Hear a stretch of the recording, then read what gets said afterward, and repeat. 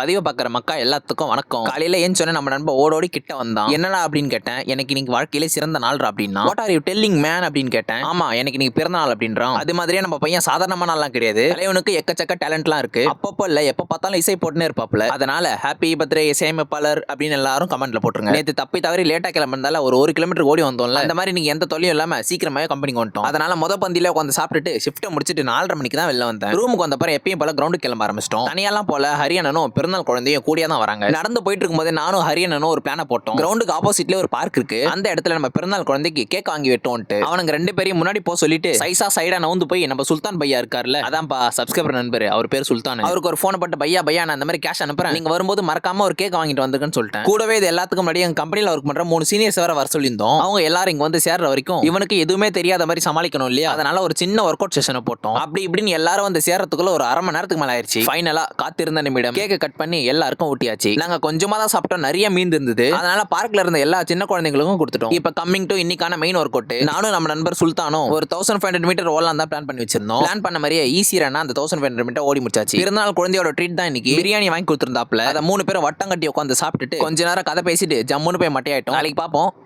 தொடர்பில் இருக்கவும்.